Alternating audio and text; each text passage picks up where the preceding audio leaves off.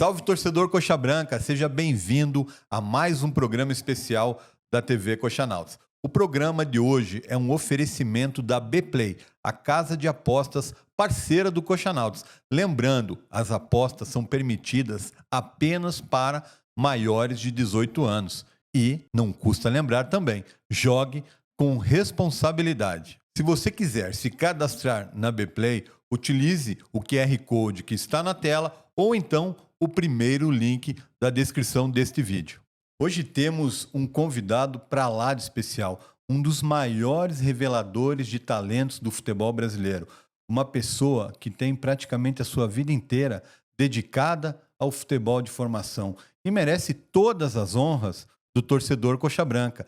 Eu estou falando do professor Miro, o senhor Argemiro Bueno, que está aqui hoje na mesa, junto com seu filho Aramis Bueno, que também trabalhou no Coritiba. Professor Miro, o senhor revelou grandes jogadores no futebol brasileiro, no futebol paranaense, e eu vou lembrar aqui alguns de cabeça: Dirceu Guimarães, Levir Coupe, Alex, Pachequinho, Serginho Cabeção, Elcio, Marlos, entre tantos outros. É uma honra ter vocês aqui com a gente, em especial o senhor. Muito obrigado por ter aceitado o convite aqui para conversar com a gente. Eu que agradeço. Boa noite, Ricardo. Boa noite, Marcelo. É uma satisfação muito grande estar, depois de alguns anos, sem ter uma câmara. Hoje estamos voltando aí para dar essa entrevista. É muito Boa bom. noite. O senhor que está aqui 10 anos afastado já do futebol?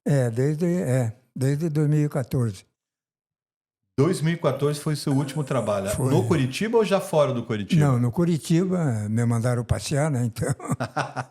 E como que começou, professor Miro, a sua história como revelador de talentos aí no futebol paranaense? Eu sou funcionário do Banco do Brasil. Sou aposentado do Banco do Brasil. E nas minhas horas vagas, eu e um amigo meu, o Benedito Bandeira, não sei se você ouviu falar. Eu já ouvi falar, assim, até li algumas matérias sobre o senhor fala dele.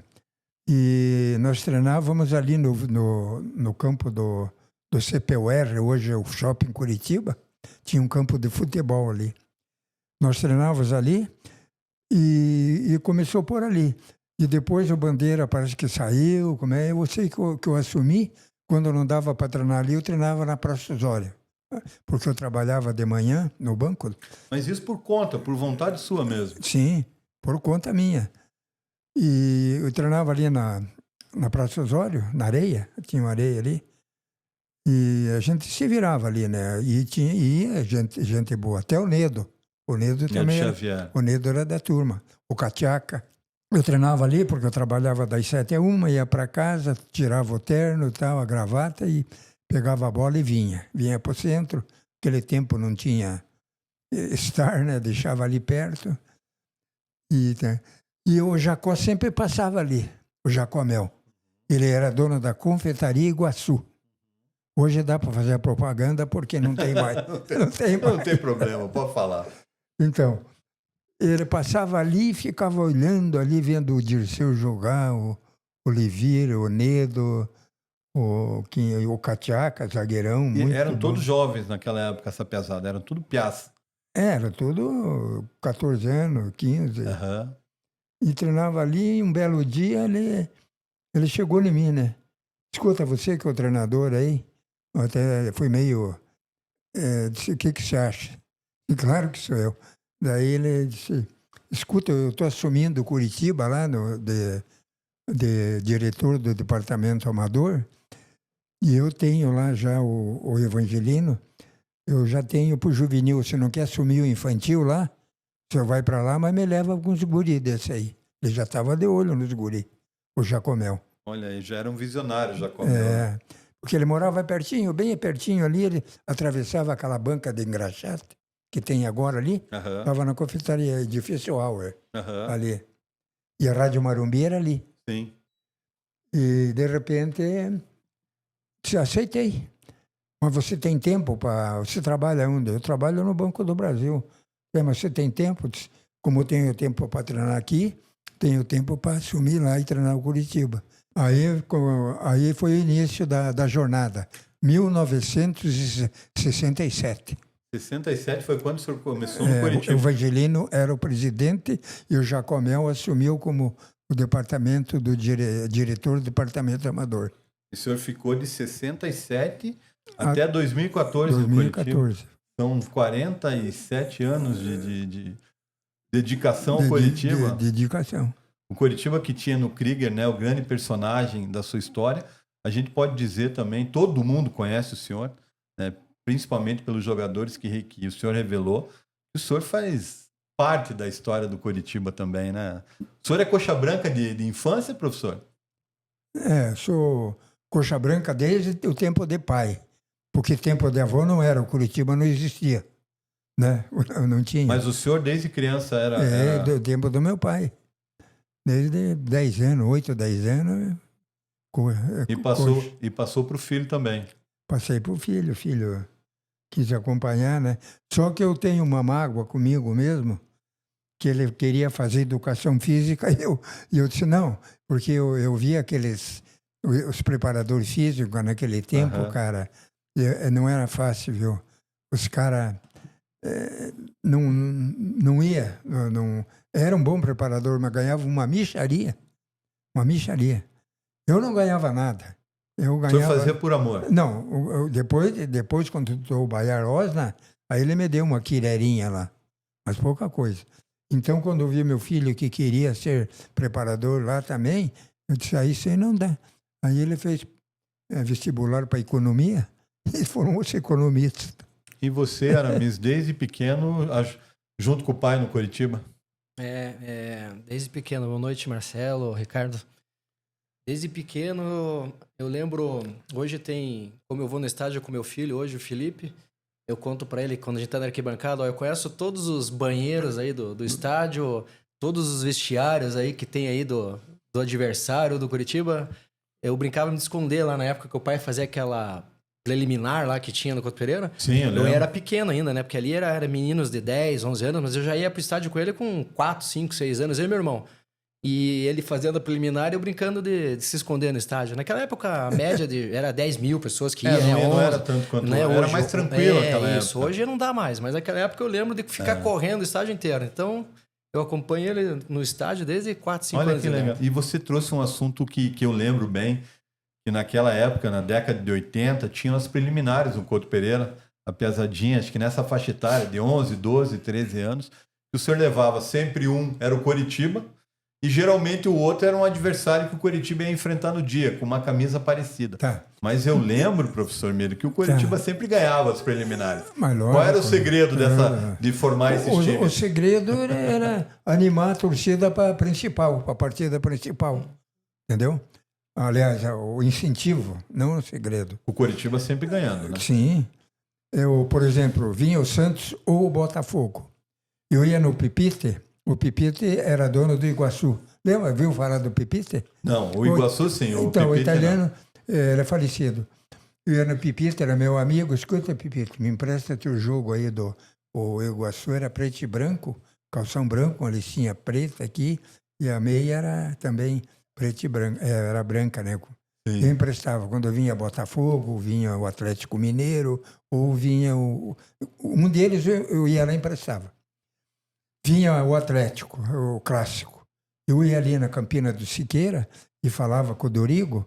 O Dorigo era o presidente do Bangu. Lembra do Bangu? Sim, sim. Era preto e branco e, na época, a camisa do Atlético era horizontal. Lembro. E então, emprestava o jogo dele. Outro dia, a minha esposa lavava o material e ia limpinho de volta, né? A sua esposa não era nem o Coritiba que fazia isso. Do adversário. Do adversário era a sua esposa. E lavava do Curitiba também. Olha Ela só. lavava. E eu gastando dinheiro na máquina ali, na luz. E o Coritiba, eu lembro que sempre ganhava os jogos, né? Então vinha o Trieste, vinha o Fluminense. Eu ia no Trieste. O Estival lá, o Lauro Ferro, me emprestava o jogo do Trieste. E aí vinha o Bangu, alguma vez veio uma ou duas. E eu ia no Novo Mundo, emprestava vermelha e branca. E me emprestavam, eu era amigo, todo mundo era meu amigo. Todo mundo queria me conhecer e tal. Não, um prazer, não sei o quê. E me emprestava. E eu punha. E a torcida acreditava que valia. entendeu? Sim, a gente, e era Vibrava. uma maneira de você divertir o torcedor naquela época mesmo. Eu lembro, todo mundo gostava das preliminares, principalmente quando eram, né, a piazadinha. Hoje em dia você não vê mais, eu não sei se não querem estragar campo, o que que é, mas hoje em dia não tem mais isso. E o Curitiba sempre ganhava. Foram 30 e poucos anos. Daí chegou os caras Yamato lá e achou de cortar. De repente eu ganhava, eu acho que ganhei umas 600, 700 partidas. Quase fui pro Guinness Book. Tudo isso no comando Nessa categoria. Qual que era a categoria? Era sub-11? O que que era? Era mirim, pré-mirim, né, filho? Mirim, 10 e 11 anos de idade. 10, 11 anos. Essa era a sua especialidade. Não, eu trabalhei com infantil antes do filho chegar para lá. E ganhei um campeonato juvenil em cima do Atlético, lá na Baixada, o tempo do Joaquim Américo, quando tinha um pinheiro no fundo ainda. Lá. Também ganhei no Atlético. Sim, a antiga Baixada, né? Para você que não conhece... Ganhei um campeonato juvenil Gazeta do Povo. Está aqui registrado. Olha, aliás, para você que não conhece o professor Miro, vou pedir para o Marcelo colocar na tela o senhor, a foto com os vários títulos que o senhor ganhou. Agora, o senhor revelou, professor Miro, vários grandes jogadores para o futebol brasileiro mesmo. Quais que o senhor lembra, assim, que foram especiais na sua mão? O mais craque, o mais... Não, assim, que o senhor lembra que mais craque, jogadores que realmente o senhor tem orgulho de ter revelado. Ora, orgulho tem de todos, porque se eu falar que eu não tenho orgulho de todos, eu estou sendo... Entende? Amanhã a gente vai... Mas o que marcou mesmo foi o... E teve alguns muito bons que não sei o que houve, que pararam. Eu tinha um tal de Dirceu, um magrinho que jogava na meia cancha, muito bom de bola. Fez 3, 4 partidas e... Aquele que da época do Alex mesmo, né? Isso. Que não deu certo no Curitiba. Mas muito bom. E daí ele desanimou, não quis. Aí andou o empresário falando comigo, deu o endereço de onde ele morava, e o Pia não quis. E o que o Robson, outro, o Danielzinho, ponta esquerda. O Foguinho, né? Daniel Foguinho. Isso, Daniel Foguinho. Lembro. O Gilcinho. Gilcinho, ponta esquerda. O Gilson que meteu uma caneta embaixo lá no lateral do Bangu. Gilson que era craque de bola. Ponta esquerda mesmo. Isso, pondo baixinho, bom de bola. E marcava gol ali na preliminar, que era depois que ele cresceu, né? Qual que era a diferença, assim, na sua visão? Por que muitos jogadores na base eram fora de série e quando sobe profissional não dá certo? Por que acontece isso? É o fator continuidade, né? Porque esse menino, você sabe que troca muito de técnico. Vem um, gosta, Sim. outro não gosta, e não dá continuidade. Não dá continuidade. A transição do Curitiba ali, né? Não é bem feita, né? Essa transição não é bem feita. E então, acontece isso, assim, de ser... Quem que diria que um dia, né, o Daniel, eu pensei que o Daniel ia dar...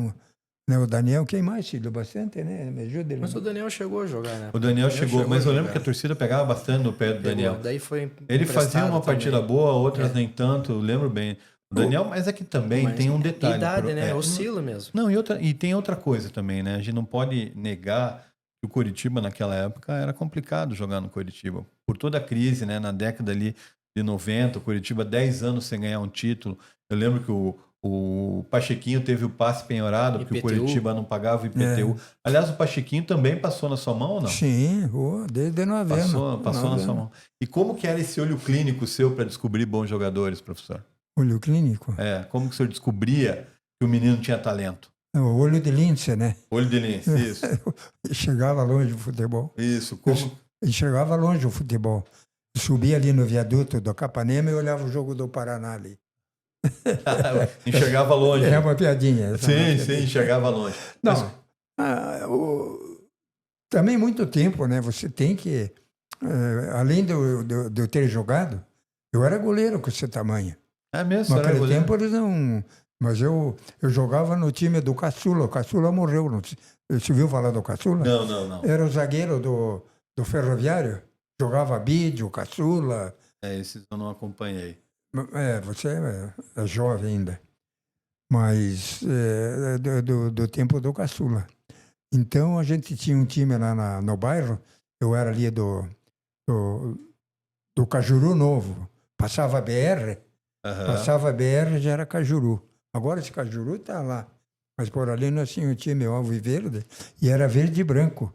Eu que sugeri verde e branco. Na época eu tinha 18 anos, jogava de goleiro, até esqueci de trazer a foto aí. Olha, era goleiro, então. Fazendo a defesa. E naquele tempo, então, daí comecei o treinamento ali, o Jacó levou os meninos, me levou para lá. E um grande jogador que o senhor revelou também, a gente está sempre com a gente, já participou várias vezes aqui, o Alex, né? Quando que o senhor percebeu que aquele menino era diferenciado? Olha, eu tinha, e agora ele é falecido. O cara falou, escuta, professor Miro, tem um cabelinho Black Power lá que joga uma bola federal. Aí eu fui ver. Ele jogava num terreno do lado da casa dele. O senhor foi ver ele lá em Colômbia? Fui ver. Ele jogava do lado da casa dele ali, mas ele punha a turma no bolso mesmo. E um belo dia, daí eu falei, perguntei o pai dele, a mãe, o pai dele é falecido, o seu Adnir. E daí falei com o pai e com a mãe, para levar no começo foi meio complicado. Mas daí ele veio. Nós treinávamos no Fortaleza, quando chovia... Capão do Imbuí ali, né? Isso, entre Capão do Imbuí e Vila Oficina. Uhum. Quando chovia, era um lodo total, uma lama. Os guris vinham no ônibus, no interbairro, voltavam cheios de barro, sujo, não tinha chuveiro, nada, né? Uhum. Era em campo que eu emprestava, que eu falava com os caras para ele emprestar. E o dia de sol, eles voltavam tudo, quando caíam, voltavam ralado. Sabe que é ralado, né? Sim. Machucado. E então acontecia isso. Mas daí ele começou a vir. Veio e tal. E um belo dia disse, olha, amanhã você avisa o teu pai e a tua mãe que você não vai para casa cedo. Vou te levar. Vou te levar depois do treino. Eu vou te levar na BB. Peguei e levei ele na BB. E já estava treinando lá para Chiquinho, como é o nome do Batata que jogava no Marcelo? Bruno Batata. Não, outro. Rodrigo Batatinha. Isso, Batatinha. Rodrigo Batatinha.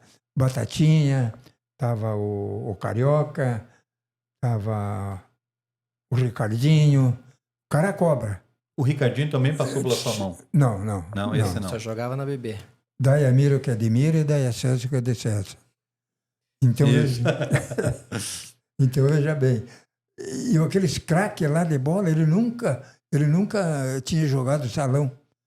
Ele pôs os caras no bolso, cara. No dia, ele pá, e tal, tocava, saia para receber, e ele com um sapatão, uma sola de borracha, assim, ó. Naquele tempo eu não ajudava também, o piso da BB não era o que é hoje. Uhum. Hoje é aquele piso para salão. Aquele tempo era assoalho de casa. Uhum. E ele pôs os caras no bolso, cara. Para Chiquinho, estava treinando lá. Ele pôs a pesada no bolso. Isso. É que Ricardo, o Alex foi lá foi no campo, ele avaliou e julgou que o Alex, né? Tinha condições. Lógico. E levou para BB, que ele era funcionário do Banco do Brasil. Ele levou lá porque no Curitiba, naquela época, não tinha a idade do Alex, porque o Alex era mais novo que todo mundo. Quantos anos tinha o Alex naquela época? Eu não vou saber precisar, assim, mas ele treinava na época os meninos de 15 anos. Então o Alex deveria ter 10, por exemplo. Uhum. Então 5 anos de diferença, 10 ou 11. Então não dava para treinar com os meninos de 15. Mas ele viu que o Alex tinha qualidade, ele falou, eu não vou perder esse menino, eu vou levar ele para BB, que ele conhecia todo mundo na BB, por ser funcionário do Banco do Brasil. Era falou, amigo meu, diretor. Fica aqui treinando, né? Por enquanto, quando você tiver idade ali com 13, 14, que daí já dá para ir pro Curitiba, que já tem campeonato para você no Curitiba, eu vim aqui e te puxo para o Curitiba. E foi o que aconteceu. Depois, mais tarde, uns 3 anos depois, ele falou, agora você tem idade, agora vamos jogar futebol de campo também. Você viu só? O senhor é responsável por segurar o Alex ali. Senão, de repente, não tinha nem virado jogador, né? Porque não se sabe qual seria o futuro. Segurou ele na BB até ele ter idade para ir para Curitiba, então. E o Castorzinho também deu no que deu. Bom de bola, era bom mesmo. Era rápido, habilidoso. tecnicamente, muito bom. Viu falar do Castorzinho? Sim, na época, professor, tinha uns 3 meias. Alex, Castorzinho e Dirceu. O Coritiba fez até eu lembro uma reportagem, né? uma com os três na reportagem capa, com os assim. 3. E dos 3 ali, na sua opinião, qual que jogava mais? Bom, quem vingou mais foi o Alex, né? O Alex vingou, mas assim, quando era moleque, quem jogava mais? O Alex fala até hoje que o Castorzinho jogava mais que ele. Bom, já que ele confirmou, eu confirmo, realmente. Olha, viu? Não, mas o Castorzinho, realmente, eu lembro dele jogando, ele era bem Era aceso, fera. assim, fera. Mas as coisas do futebol, né? Mas acho que o futebol não é só talento, não é né? só jogar. Tem que ter a determinação, tem que ter a disciplina, né, professor? Cabeça. Teve algo por trás que não deixaram ele. Mas ali, sim. Não permite que... Sim, mas o futebol não é só o talento, né? Quantos talentos aí a gente viu se perder durante os tempos, né? E por falar em Alex, tem um vídeo especial do Alex aí pro senhor. Para mim? Isso.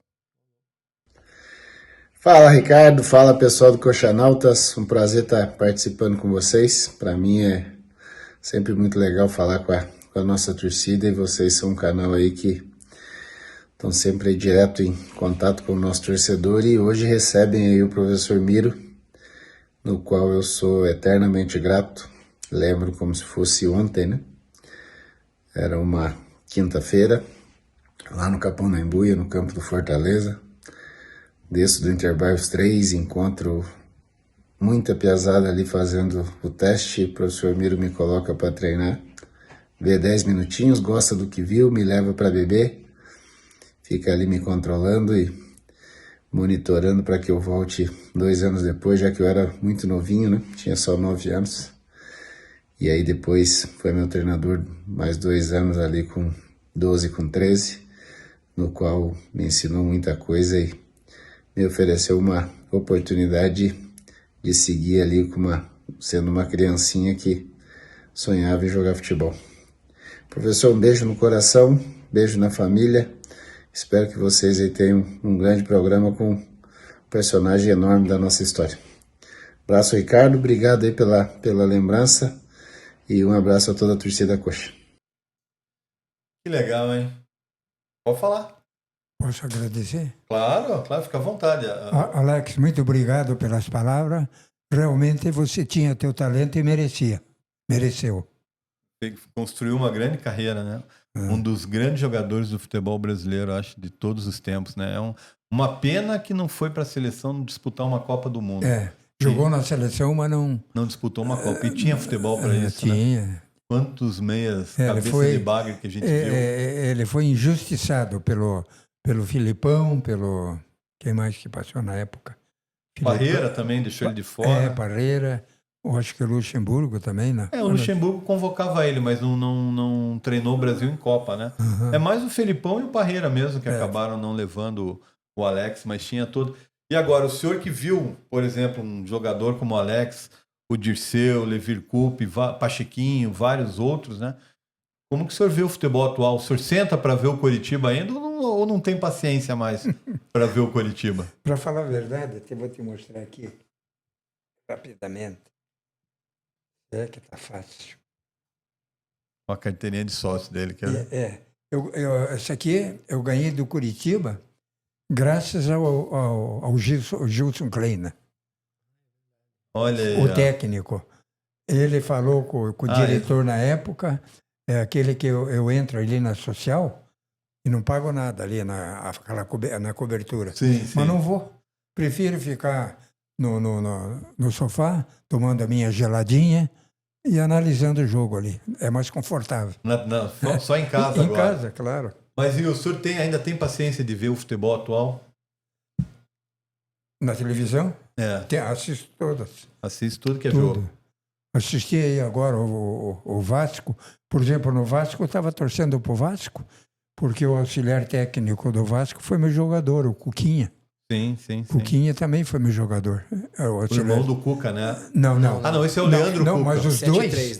Mas o irmão do Cuca também foi meu jogador. Esse Cuquinha que o senhor está falando é aquele volante que jogou no Coritiba. No Cianorte, depois jogou no Cianorte. Isso, esse magrinho alto. Lembro então, dele. esse, eu estava torcendo para eles, mas não deu, né? O Corinthians meteu 3, né? É, Foi 3. foi 3. E o irmão do Cuca, o Cuquinha jogou comigo também. E o Ilan do Atlético, que jogou no Saint-Étienne da França, Também jogou com o senhor. começou comigo. Aí o Evangelino prometeu lá um dinheirinho do ônibus e tal, não deram, então ele não... O Ilan poderia ter sido jogador do Coritiba. Do Curitiba registrado. E não Mas eu foi. registrei ele, mas não na federação. É. Porque eu tinha três equipes. E nessas 3 equipes que foi levantado a lebre, que a minha esposa realmente lavava a camisa das 3 categorias. Não era 11, era dos 11 e dos reserva. Ela ajudava o senhor lavando os uniformes da piazada. Ela lavava. E o futebol de hoje, a diferença dele para o futebol passado, assim? Hoje é mais rápido, né? É mais rápido, é mais... Físico, É talvez? mais físico, mais porrada, vamos falar o português, claro. Aquele tempo era mais romântico, dava gosto de se ver o Leocádio jogar, o Zé Roberto, o Krieg, o Nilo, né, o Berdan nas águas, o Bequinha, punha no peito e deixava cair a bola ali e não tinha pancada, então era mais romântico. Mas hoje é muita correria, muita mãozinha na cara do outro, é muita encenação, é diferente. É bem diferente, né? E além do senhor, o Aramis também trabalhou no Coritiba, foram 16 anos, Aramis? 16 anos. Qual o período que se trabalhou lá? De 95 a 2013. E passou muito jogador pela tua mão também, né? Alguns passaram lá. Os mais, assim... aposentou agora o Thiago Real. Tem meia, né? Saiu daqui, foi pro Joinville, Palmeiras e seguiu. Sim. Dirceu também, que tá jogando no Patriota hoje. Zagueiro. O Marlos, que aposentou aqui no Atlético também. Lucas Piazon, Daniel Bessa, alguns jogadores... Passaram pela... O Daniel Bessa está na Itália. O Henrique Zagueiro. Também. O William Faria. O William Faria está no Novo Horizontino hoje. Passou bastante gente ali também veio do pai esse dom aí para... eu já tinha aquela visão assim de como o pai me levou para jogar na BB futsal, também com 5 anos de idade, e joguei futsal na BB. Era mamadeira. Eu lembro desse termo. Daí joguei no campo, depois futebol de campo com ele também, fui seguindo. Daí quando eu me tornei o treinador do Curitiba, eu falei, cada equipe que tinha que montar, eu saía na cidade de Curitiba aí só no futebol de salão. Para garimpar jogador. E o menino já vinha pronto praticamente, né? Você só ensinava ali as regras do jogo, ensinava... Porque naquela idade era pré-mirim também. Era mais deixar os meninos jogar, ficar mais à vontade. Só ensinava o básico ali naquela idade. Muito fundamento. E hoje também, fundamento também já mudou também. Já a gente não vê, né? Hoje, né? Então era fundamento, ensinar o básico ali de um padrão de jogo, uma estratégia de jogo. Porque os meninos já vinham pronto. Realmente eles já eram... qualidade, toque de bola. Tanto é que naquela época, assim, pro Curitiba nesse período, não existia assim aqui em Curitiba um adversário, né? A gente brigava mais assim com o Paraná, que também tinha futsal. Por isso que batia de frente. Agora, você falou uma coisa que é um problema que a gente detecta há anos já no Curitiba. Eu gostaria que você falasse sobre isso. O Curitiba ele tem problema na transição da base para o profissional. O que falta para o Curitiba nesse caso? O que Curitiba fez de errado a vida inteira, por exemplo? Perdeu tantos talentos, revelou vários, é verdade, mas perdeu tantos talentos. O que é o problema na transição? Não existe um fator assim certeiro, né? São várias situações que podem ocorrer. Hoje, eu até acredito que hoje eles estão cuidando mais dessa transição. Dá pra ver ali que eles têm um pouco mais de calma, um pouco mais de cuidado pra lançar o menino, né? Que nem agora esse zagueiro que jogou... Guilherme Aquino jogou. Eu já acompanho ele na base ali já há um certo tempo. Eles tiveram uma paciência com ele, prepararam bem. Dá pra ver que o menino mentalmente é forte também, mentalmente, né? Mas assim, falando um pouco mais da época que eu estava lá, faltava a transição, faltava exatamente isso. Ter mais paciência com o menino para lançar na hora certa. Porque, por exemplo, o menino precisa, na minha opinião, ele entrar num momento bom no profissional. Isso é fundamental. Concordo. Nós estamos lançando os meninos no momento que não é bom. Pode ver, um momento atual a torcida não tá desconfiada com o time, o momento tá conturbado. Então, lançar um menino assim corre o risco de não dar certo, porque a torcida tá cobrando muito, tá exigindo muito. Então, esse um dos fatores esse. Tem que ter, o Curitiba tinha que estar num período melhor, e daí fica automático lançar um menino. Outra situação é você ter um padrão, ali principalmente do juvenil e juniores, você ter um modelo de jogo no juvenil e nos juniores tem que ser igual já ao do profissional. Porque se precisar, você pega o menino ali, precisamos de um volante, mas o menino já sabe qual que é o modelo de jogo do profissional. Como ele tem que jogar. Ali pega do sub-20 e põe para jogar, ele já sabe o modelo. Então, mas como tem essa troca constante de treinador, o pessoal fala, mas o treinador joga de um jeito, outro do outro. Mas o Curitiba, como instituição, precisa estabelecer um modelo de jogo. Né? E esse treinador que vem para o Curitiba se adapta ao modelo de jogo do Curitiba. Né? E não ao contrário. Daí fica mais fácil essa transição. Muito se fala, a gente ouve muito falar disso, que o Curitiba precisa ter. O meu amigo Luiz Bettenhauser fala, qual é o DNA do Curitiba? E é verdade, a gente não sabe qual é, né? Aí vem o treinador X, traz 4, 5, 6 jogadores que ele indica.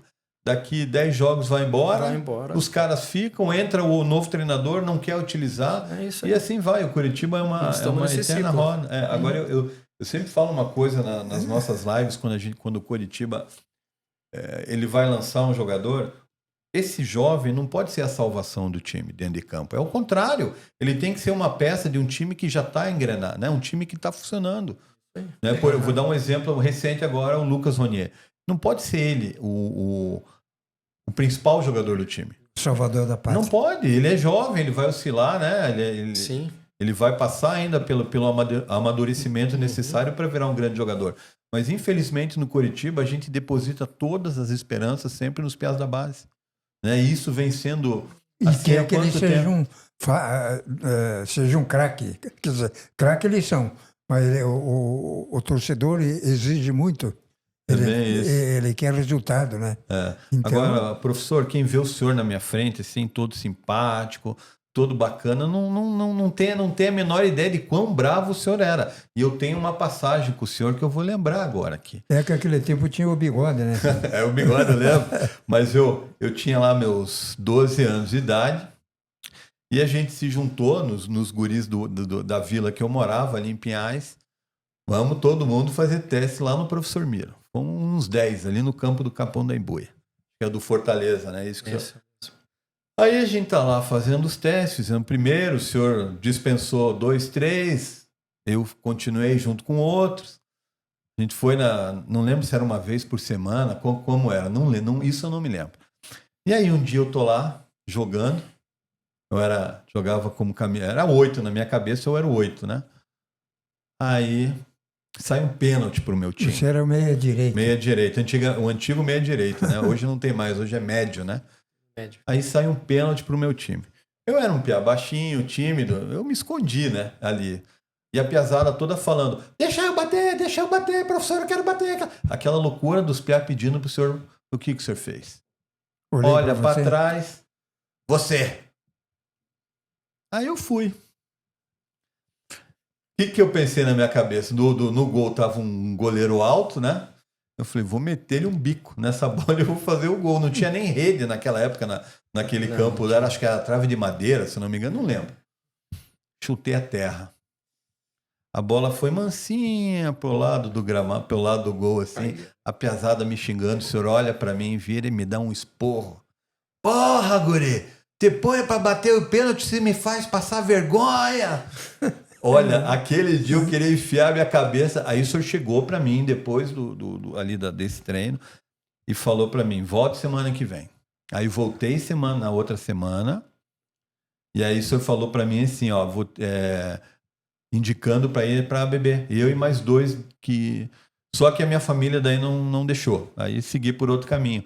Mas você vê uma coisa que ficou guardada na minha cabeça, isso de errar o pênalti, o senhor me dá um esporro, mas depois o senhor vir chegar a falar comigo, ó, volte semana que vem que eu gostei do teu futebol.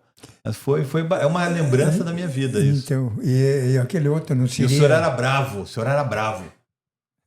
A Mas gente... também, né, Ricardo, Aramis sofreu, hein, Aramis? pra- Não, sim. para controlar, é aquilo, né? Ele montava time A, B, C, D, E, F, G. Eu lembro, sim. Tinha lá uns 50, 60, 70 meninos lá e tinha que dar treino e treinar o time A ainda que tinha jogo. Se desse mole também, Não não dá, ia virar não dá. um festival que... É muito O bacana. menino de Piaz que é com você, Ricardo, não seria o Edenelson? Não. O Ednelson é um pouco mais velho que eu. Começou comigo também, daí foi pro Paraná. O Ednelson era do bairro, eu fazer conheço um gol em ele. nós ainda. Acho que foi o gol da primeira vitória do Paraná, se não me engano, sobre o Coritiba. E tinha lá de Pinhais também o Ednelson e esse outro, o Ariomar. O senhor lembra do Ariomar? O zagueiro. O zagueiro. Quem era de Piaz também era o Auri, zagueiro. O Auri não sabia que era Foi de Pinhais. revelado da Vila Amélia. Não A conhece? Vila Amélia era a minha vila. Então, Eu era da Vila Não Amélia. conhece a Lauri? Não viu falar? Não, o Auri sim, do Coritiba sim, mas eu tô falando, não conhecia o Auri do bairro Do que eu bairro, morava. É. Ele é de lá. O Ednelson e o Ariomar eram da Vila Maria Maria Antonieta. Antonieta. Isso. Ah, não, isso. O Auri era da Antonieta. O Isso Auri aí. era da Maria Antonieta Isso, também. Antonieta, é. Que eram rivais, a gente jogava bola, Nossa, dava os piás clássico. da Vila Amélia contra os piás da Maria Antonieta. Saía cada pau, professor Faísca. Vieira. O negócio era pesado ali. Porque era duas vilas, uma próxima da outra, né? Então a rivalidade dos... A gente tinha um time, isso já na época do meu irmão mais velho, chamado GUVA, Garotos Unidos da Vila Amélia. E aí A sigla era Guva? GUVA, Garotos Unidos da Vila Amélia. E aí um pro palco com o time da Maria Antonieta. E eu lembro o Ednelson, o Ariomar. O Ariomar, inclusive, era noivo da secretária da minha mãe, então eu lembro bem do Ariomar na época. O Ariomar chegou a jogar, acho que fora do país, na China, se não me engano. Uhum. O Auri, eu tenho duas camisas dele, do Vitória de Guimarães e do Benfica. Ele jogou. Olha que bacana. Hein? Me deu E também passou pela sua mão, né? O Auri? Também, começou com 9 anos, 10 anos. Começou ali também com a guria ali, né? No Fortaleza. Agora... Depois de você. Ele. Não, o Auri... Não, o Auri acho que é antes. 7-3, Auri. O Auri é 7-3. O Ednelson e o perdão. Ariomar acho que também são nessa época aí. O Auri era zagueiro, era lateral esquerdo, jogava no mesmo time que o meu, na época que eu treinava com o pai, e virou zagueiro depois, pro Coritiba. O Auri que foi importante no acesso do Coritiba em 95. Uhum. Fez gol no Atletiba e tudo. Isso, era firme. E pegando uma passagem aí, o Pachequinho era destro. De tanto pôr na ponta esquerda e fazer ele bater com a esquerda, e tal, ele virou canhoteiro. Daí ele batia com as duas. Olha só. Lembra que ele jogava na ponta esquerda? Lembro. O Pachequinho jogava em todas no ataque, até de centroavante, que fazia muito gol de cabeça. Né? E aqueles ele era gols Pacheco. olímpicos que ele fez no Nossa, gol. Nossa, sensacional. saudades. O Pachequinho hoje seria jogador de seleção brasileira, eu acho. E jogava demais, né? O azar que pegou o período ruim do Coritiba, sofreu com as lesões e tudo mais. Lesão atrapalhou bastante. Né? Mas, Eu de lembrança ainda tenho 2 jogadores jogando ainda, hoje, atualmente. O Gustavo Mosquito, que jogou no Corinthians, tá no Vitória. me deu a camisa, né, filho? Uma dedicatória ao professor com carinho e tal. Que bacana. E o Vilela, que jogou contra o Atlético e marcou um gol. Leandro Vilela, o os volante. dois. Passaram pelo senhor também. Sim, com 9, 10 anos começaram. Que legal, professor Mineiro. E Olha, o Mosquito não quiseram dar um aumento. O Mosquito é de Campo Largo. Uhum. E eu fui buscar ele em Campo Largo. E conheci a mãe dele, tudo, né? E o pai. Aliás, o pai dele não tinha, o irmão dele. E o irmão dele era um cara chato mesmo. E ele me deixou, liberou. Aí ele ficou 2 anos na minha mão. Aí quando ele foi pro juvenil, você pegou ele, filho? Não sei se... porque o meu era até 13 anos, né? De 9 até 13. Aí passava pro infantil, o falecido Cizico. Sim. O Cizico foi de infantil. O Cizico acho que é mais juvenil, né? Não, Não, mas ele no começo... começou no Começo infantil, depois juvenil. Porque o Cizico, eu que dei o aval para ele ir para lá. O Evangelino me chamou. Mira, o que você acha nós trazer o Cizico lá da Água Verde? Eu disse, olha, é uma boa, é um cara bom. É meu amigo ele e é gente boa. Então vamos trazer. Mandou vir. Bom, mas resumindo, o Gustavo Mosquito foram também problema de dinheiro. Foi, na época do Samir Namor, eu acho. ele foi pegar um dinheirinho lá para ajudar, né? Porque ele, enquanto ele treinava com o professor Miro, a mãe dele foi falar lá com a diretoria, com o departamento amador. Era o Krieg e o Sérgio Megedo. Uhum. Não sei se viu falar do Sérgio. Lembro. Não damos dinheiro para guri dessa idade, não sei o quê. Ah, é? Aí então eu vou chamar meu filho. Meu filho, daí, o filho veio de lá e conhecia a Lei Pelé. E tirou na Lei Pelé com 15 anos. Com 15 anos ele tirou o guri de lá. E perderam, né? E daí ele andou lá no interior de São Paulo, aí andou no Corinthians, o Corinthians emprestou para o Paraná, e daí terminou aqui o vínculo com o Paraná, o empréstimo, voltou para o Corinthians, jogou, alternando, titular, banco, titular, marcava um golzinho, e me deu até a camisa, a 19. Lembra que ele jogava com a 19? Está lá em casa. E o Vilela também, que era do Boqueirão. O Vilela, que foi do Paraná. Leandro Vilela. É isso aí. Mas foi depois que ele jogou no Curitiba. Ele jogou comigo no infantil, registrado, até 13 anos. No seguro. Os caras não seguraram. Quantos jogadores bons o Curitiba não perdeu, né?